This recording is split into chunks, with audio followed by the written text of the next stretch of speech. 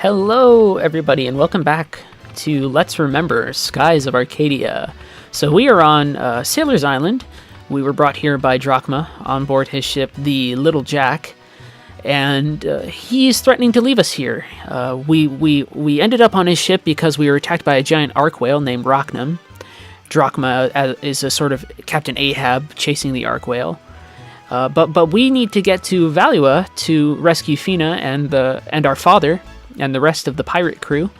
So we have to find a way to make Drachma take us. But let's just sort of explore the island for a moment. So we have all these, we have this sulking character here. This is Lawrence.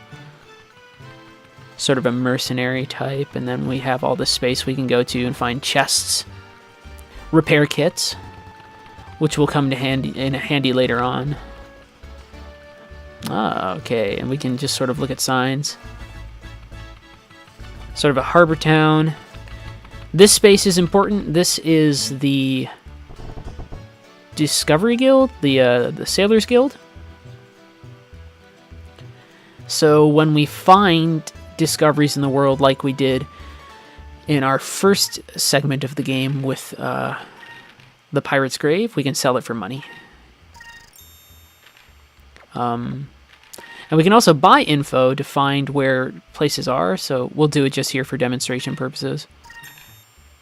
It's on a small island north of Sailor's Island in mid-ocean. Can't miss it. Begs the question of how they know about it, and yet I can go and find it and report its actual location to them. But, you know, whatever. So this is Guy from Nazareth, which is sort of our Middle East stand-in.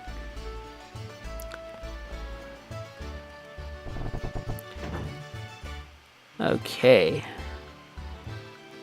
Let's keep on moving about Sailor's Island. We're just going to explore a lot right now. I like exploring spaces. This is item shop. I wonder how many. All right, so I want not that many. We'll say so that we have a decent amount of Sakura crystals. Is there anything crazy we can sell? We need the Sky Sardis for later. So no, we're good. So items are pretty good, but I want to find a weapon store, an armor store, so that I can upgrade Vise and Ica. One thing I like about this game, and I've vaguely talked about the gender politics of this game, is that merchant classes and even captainship and even the leader of an empire can be a woman in this game. Listen to what the merchant has to say. What information does he have? So he's going to tell us about the harpoon cannon, which is awesome. So there's a ship merchant in Valua selling a harpoon cannon, which I bet you Captain Drachma really would like to hear about that. But we're not done exploring the space. And if we want to, we can always... I love that you can just look at the space this way, too. And you see, even there's a ship moving around in the space and birds flying in the sky. The game world always feels very active, even in smaller locations like this. We have, this weird guy on the ground. Been sailing so long, he's so glad to be on solid ground. There's something really charming about that. Alright, so this is weapons and armor. And okay, so here's something really cool that I can talk about even though I won't be able to show it off. So this is Pinta. And Pinta is really cool because so if you don't know, the memory cards for the Dreamcast were these things called VMUs, which were visual memory units. On the outside, they had a D-pad and also 2 buttons, and you could And when you were generally playing games, like little icons would show up. So like if I was playing Skies of Arcadia, like a skull and crossbones would show up on my memory card, which was inserted into my controller. And there was like a little window in the controller where I could see my memory card. And with the memory card, you could also do sort of games a little bit. So Pinta had a thing called Pinta's Quest. See, it's telling you right now, I can go to the status screen and select Pinta Quest from the VMU minigame command. Obviously, I don't have a VMU.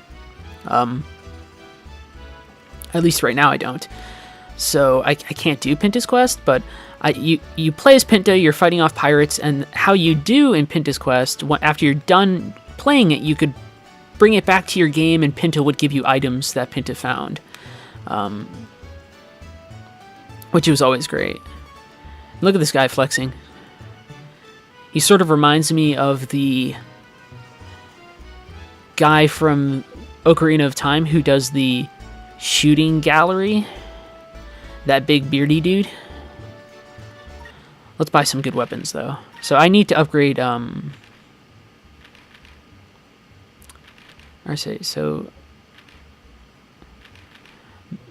trying to think of what I want to do here. Ica, we want to upgrade for sure, because we haven't really upgraded Ica's equipment at all.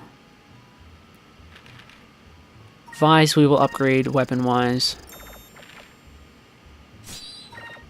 And then the question becomes, do we do accessories? So we'll do the scale for Vise. And Ica still only has the flash ribbon, which is sort of disappointing. So we won't do the hook hand, even though that is an upgrade for Drachma. Although, actually, let's sell some stuff.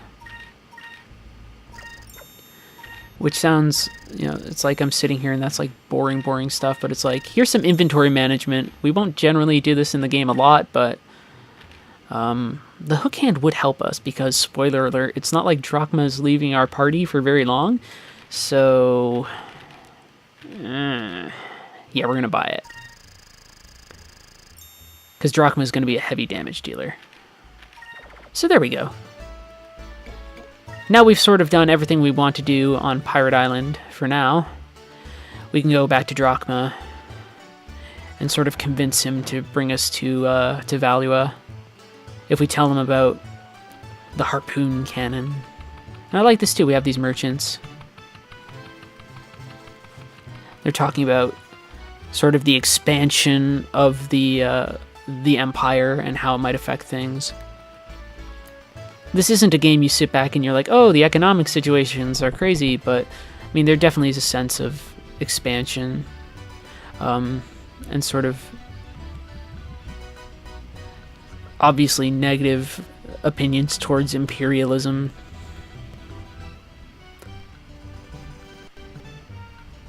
And so let's talk to Drachma, who's been drinking.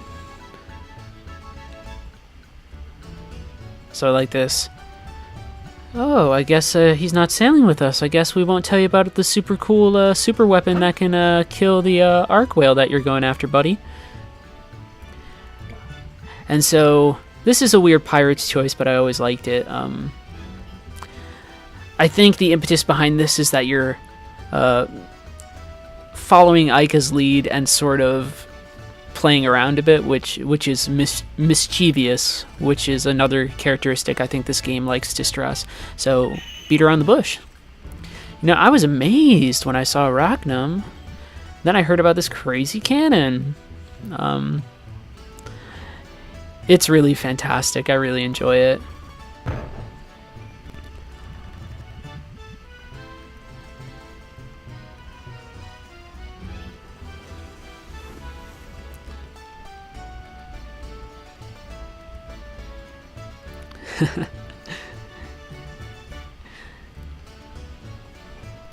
And it feels a little funny manipulating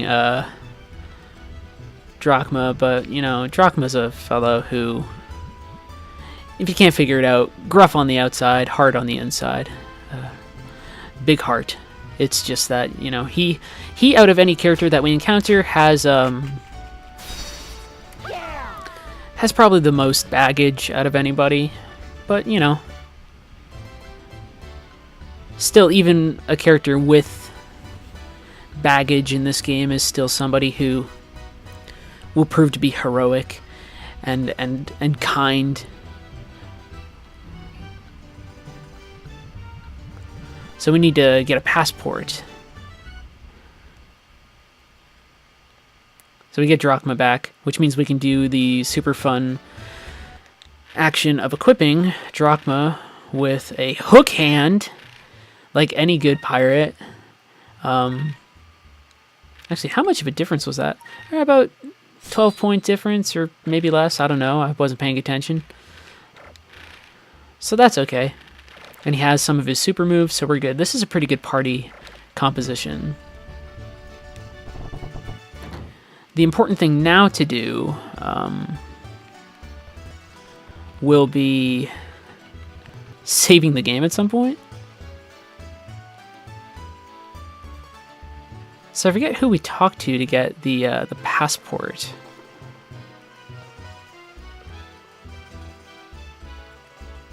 And I say it all the time, it's like, I've played this game plenty, but sometimes you just don't remember stuff. We're going to go around here and see, just for the heck of it, what's at the top of the lighthouse. Because that sort of exploration is always fun. If there's a lighthouse, of course we're going to climb to the top of it. Well, that was strange. It showed that there was something there. Okay, so, oh yeah, so there's a balloon.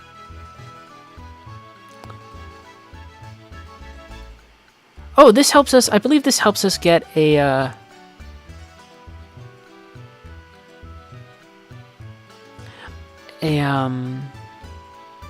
character for our crew later on. Yeah. Oh, you know what it was? That was a perspective thing. I thought the ceiling right there was somehow like a cap that was blocking off the top of the ladder. That's a weird trick of the camera angle there.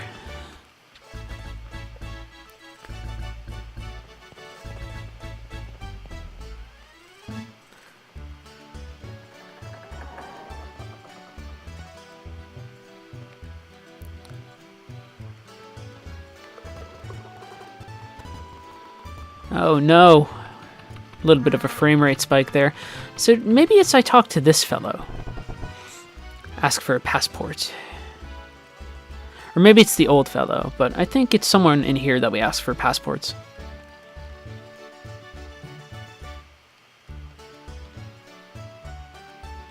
Need a value and passport. Could take a full lunar cycle. I say lunar because I've been talking about that game in the other episodes. Lunar. It's a lunar cycle, not a lunar cycle. Although the game is pronounced lunar.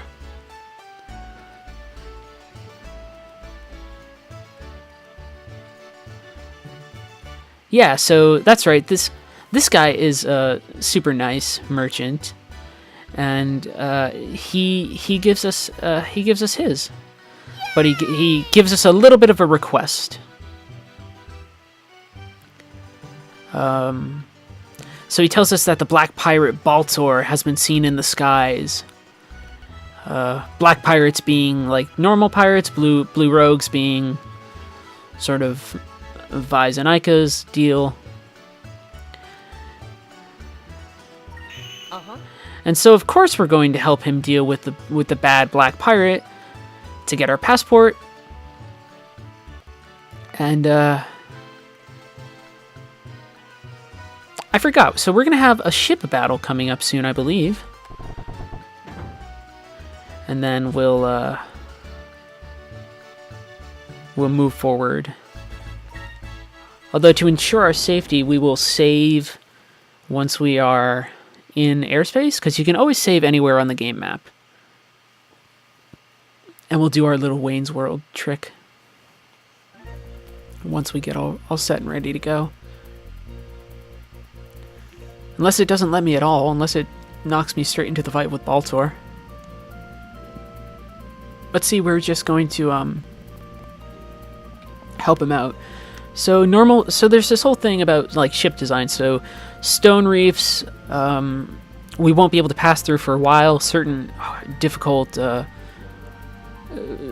sort of wind channels we won't be able to go through, but as we upgrade our ships, we'll be able to explore more and more of the map, which is really, really great. So we're going to save here, so we're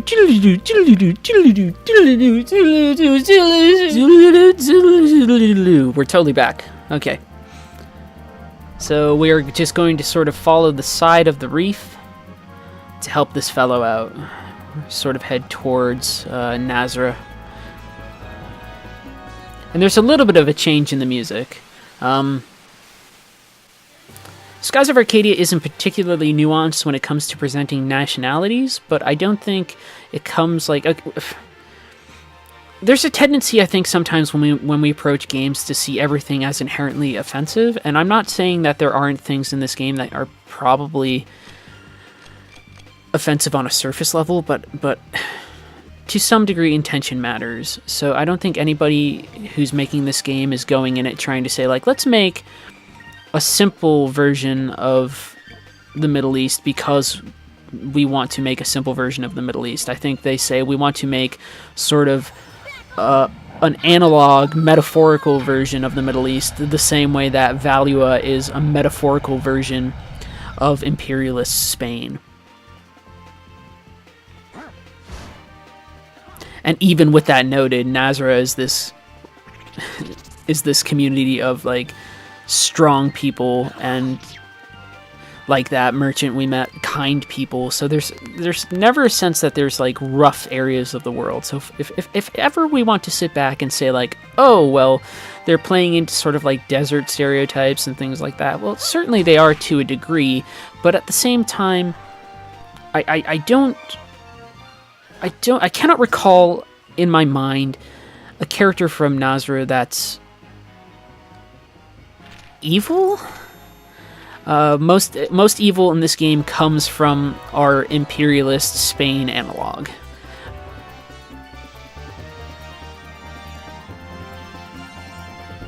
Some of that will change a little bit when we get to certain areas. So there's an analog for like the Far East for like Japan, and now we're fighting Baltor. But all I'm saying about that analog is that there are characters in certain areas that are sort of more villainous, but I think it's important to note that the villainy in this game generally, and by that I mean like 95% of the time, is tied to imperialist notions. This is all fictional stuff, but it's not like Valua being our Spain / even European analog. It says something for the bad guys to be from that area. It says something about the game's position towards imperialism and other things, and it says something about the game's insistence that Nazra or other areas that we'll encounter are relatively honest spaces that are then sort of defiled by the sort of European imperialist forces. There's some politics at play there. Nothing intentional, I don't think. And every now and then there's some caricaturing going on, but the bad guys in this game are not tribal savages from like some unknown land. They are the greatest danger in this entire game world is the civilizing force of imperialism. Alright, so ship battles are amazing, and every character will have an action, and you can choose what turn on the grid for it to happen. It will make more sense when it happens in action, so I can choose like, okay, so my main cannon I'll fire once. I will have not enough MP, so on my second turn I'll have focus, and on my last turn I'll guard, right? So we'll open up with firing our main cannon, do a fair amount of damage. right? And so we'll get hit here, which is unfortunate, but we should be able to do okay, because we will focus here, which will allow us to do more fire next turn. And then we will guard at the last turn, so we won't take as much damage, and everything should be okay. It's hard to judge necessarily when you will do an action, because part of it's sort of tied to, like, I guess this game's notion of initiative. But it's the last turn, so he's going to fire, and evasive action is just the same as blocking. So either he might have just missed, or because of our evasive action, or everything like that.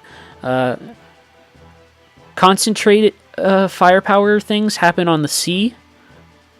So what we want to do is, I can put them at any point on the grid. But so we'll first start off using a repair kit to heal. And we will have fire happen on the concentrated part, and then we'll guard at the end, right? And depending on how we handle this, the next turn will change. It will either have more danger for us, or we'll have more chances to concentrate our fire. So depending on how you do during a battle, and how much you can sort of knock your enemy off center or things like that, it will change literally the opportunities you have in the next round. And the music in these sections is fucking great, and just the motion of the ships is always very interesting. So when people talk about this game, these moments tend to stand out in their mind, especially once you get into like really great boss battle sections. These will certainly have a lot of appeal. Alright, so we'll have a choice to make.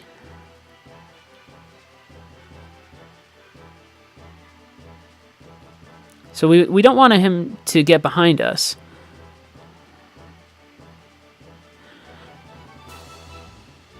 So we have a choice to make, right? These also affect what can happen in the next round as well. So let's try and get behind him instead. And that will affect our ability to attack him.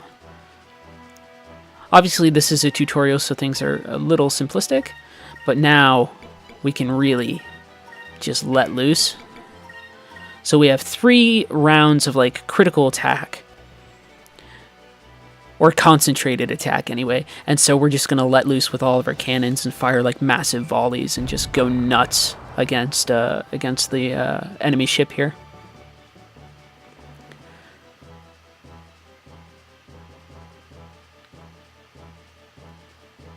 And he can't really do much against us right now, so we're just going to really go to town. It's really great.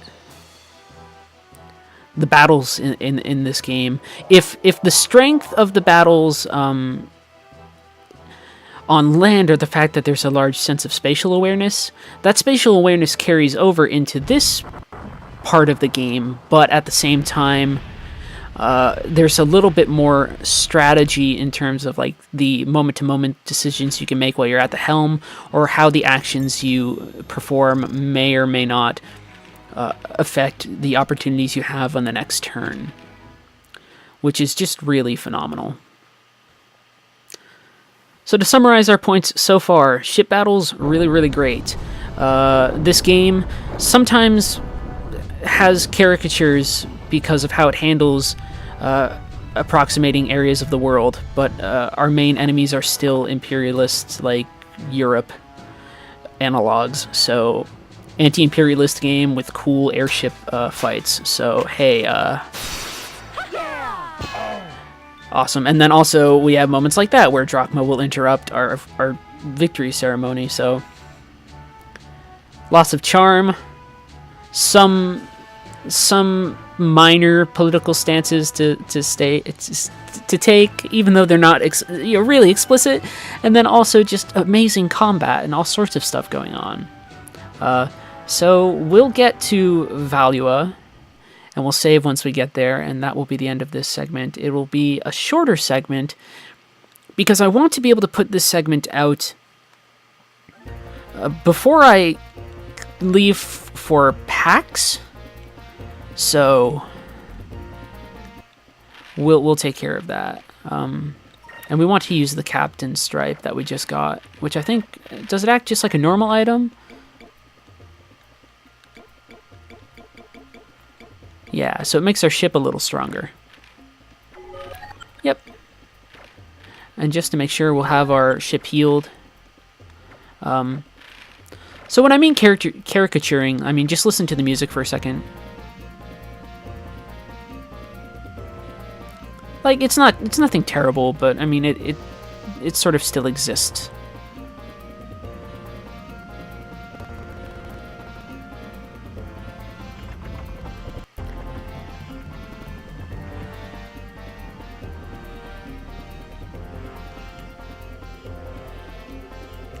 And so we bring our merchant back to his home. And the Nazra soldiers will sort of escort him back home. Their ships are very interesting because they tend to be covered in cannons. Every sort of culture has their own approach to how they handle ships. Nazra ships are very hardy, and they're just covered in cannons. And then we saw Valua ships are really these mechanical tech things, and then characters from the mid-ocean have these sort of more traditional pirate ships.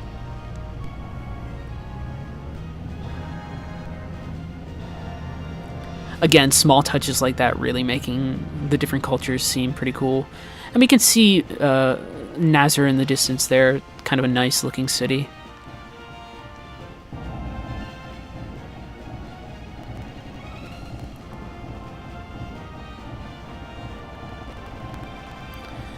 Alright, let's do this. Let's get to Valua. And let's show a little bit of Valua.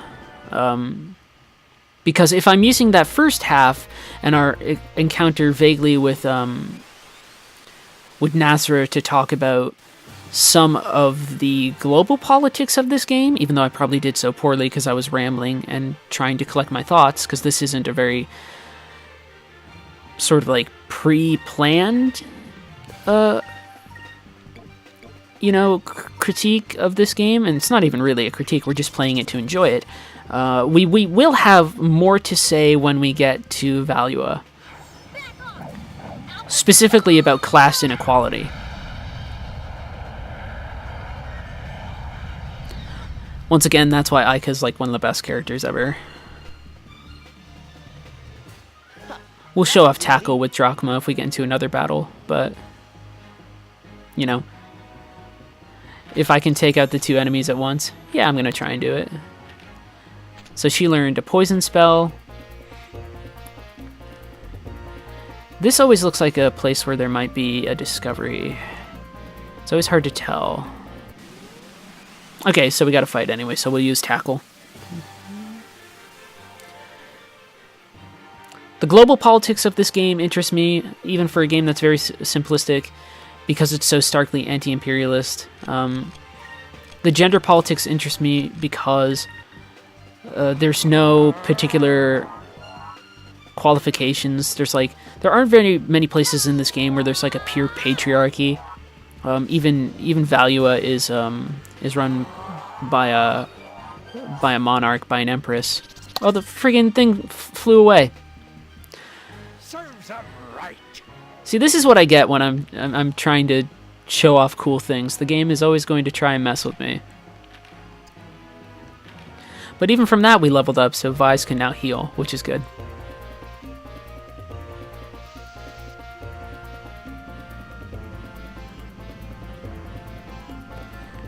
And we can tell we're getting closer to certain areas because the moon in the sky changes. So the yellow moon just went up, which means we're getting close to Valua.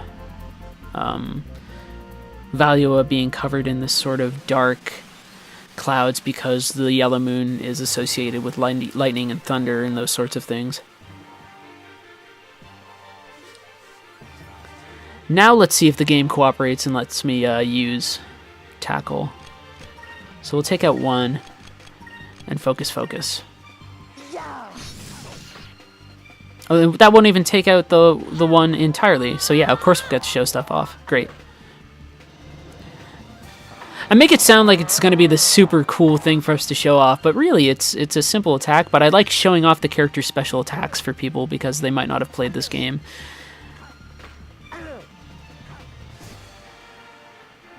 So we'll actually advise attack that one. I can attack the wounded one, and we'll use tackle on this one in front of us.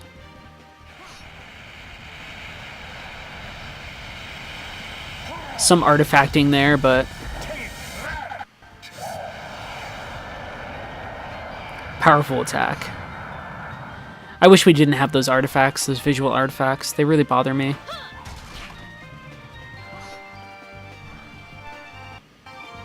But like I said, even something as simple as running at somebody and tackling them with your giant mechanical arm. Never mundane in this game.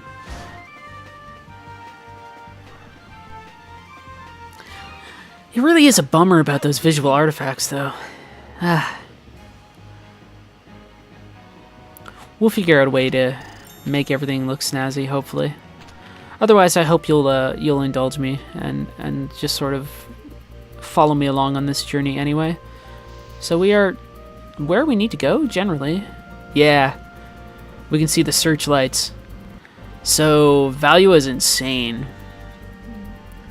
As this sort of really isolated... They both isolate themselves, but then they're also incredibly expansionist.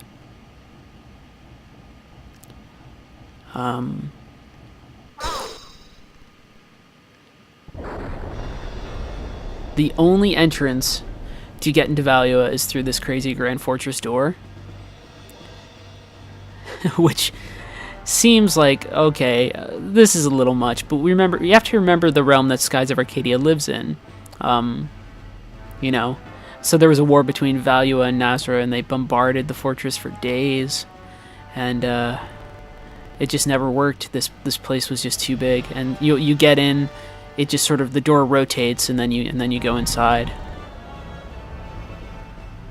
And then the walls of it are lined with these guns.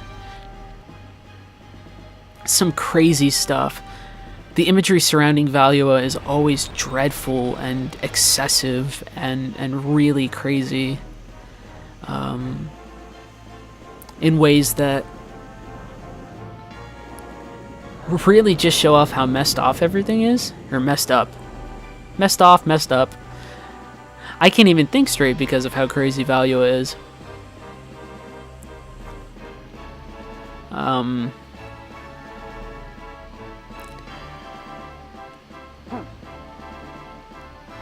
You know?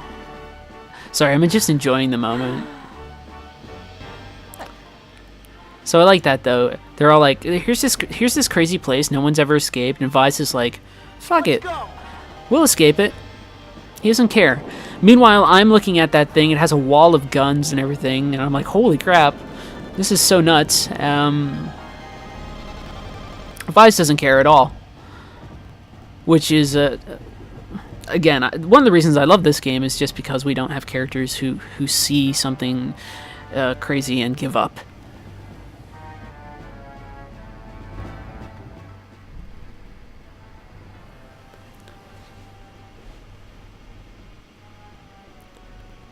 But the sort of starkness of things that surround Valua and how it's sort of really... Valua is probably the most industrialized of all the nations in the game, and so we can make all sorts of associations if we want to be critical, even though really Skies of Arcadia, I think, is a game that sort of removes itself from a lot of hyper in-depth criticism, but we can definitely see it as sort of technology invading upon the rest of the world in a way that's unhealthy. And so now we're going to see the rest of the admirals, and some of them are sort of make sense, and then like some of them don't at all. Like some of them are cartoonish villains, and then some of them are like not cartoonish villains.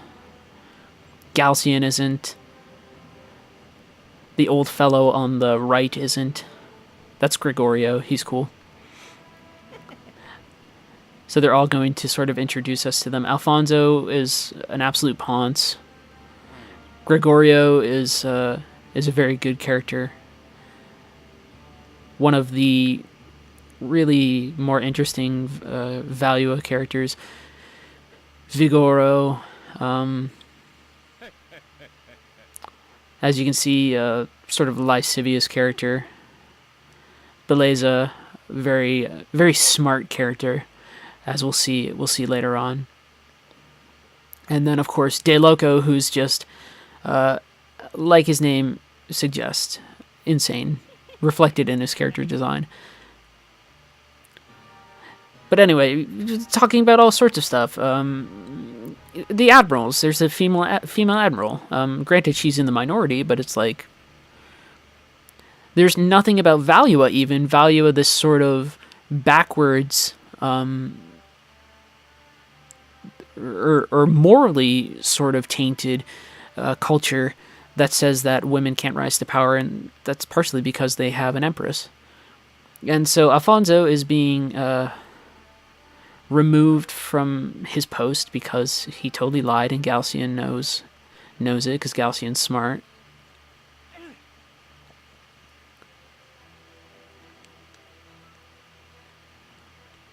But I like these moments where we get to see the villains sort of side of things too. The game will jump and show us sort of what's happening with Fina, what's happening with the villains, what's happening with Vise and Ica and Drachma. So here's what I'm talking about when I'm talking about issues of sort of class inequality, and it makes really a lot of sense, even though it's this very simple visual shorthand that's going on here. You have the Imperial Palace in the center, which is completely separated from everything else. On the left side, you have the upper city, where all the rich people are, obviously. And then you have the lower city, which is this dark, terrible area to be in. And it's that sort of lower plate to upper plate thing that you get in Midgar in Final Fantasy VII. Although Midgar probably handles its economic sort of commentary a little better than what's going on with lower and upper city Valua. Still, this game still will talk about class inequality a little bit, right? Particularly in an empire. And then it will also talk about sort of cultural imperialism and the value of not diluting your culture. So one of the reasons that Nazra is such a strong, interesting nation to me is that they sort of embrace their traditions and things like that, whereas Valua takes their traditions or whatever traditions they might have are sort of unclear to us, but they do have sort of a visual design and an aesthetic that they're trying to oppose upon the world. They try and take their culture and impose it on other places, whereas that doesn't happen with Nazra. That doesn't happen with other places. Here, I can look out across the way. I can see, the Imperial City removed from everything else, the palace anyway, removed from everything else, which sort of says something visually, and then you can see the divide between lower city and upper city. Again, very simple commentary on politics when it comes to sort of economics, but this game isn't particularly stark in how it looks at those sorts of things. So I hope that you understand when I talk about these things with Skies, if it sounds like I'm having trouble fully articulating them. One, I'm speaking off the cuff, which doesn't always mean I'm speaking well. And then two, I think some of what Skies does is simplistic, but I think that's because Skies doesn't want to be highly allegorical or anything like that. I think Skies wants to be sort of more generically focusing on like a hero's journey type feel. And sort of just being a story with these themes and things sort of buried underneath all of the other sort of personal charm of character interaction and other things. So there's social commentary, there's sort of socio-political commentary going on, but it's very simple because this is really just a story about pirates going on adventures and ancient civilizations and things like that. All of the other stuff is very, very deeply subtextual. Skies of Arcadia really wants you to focus more on the surface. It leaves the things under the surface if you really want to consider them, and even then, it doesn't really make them as deep or as challenging as other games might make them. That said, I don't think that devalues the commentary that the game is making. I think it just means that it makes other games' commentary a little stronger. This is a little softer around the edges because it wants to be softer around the edges. This game is sort of aware of that.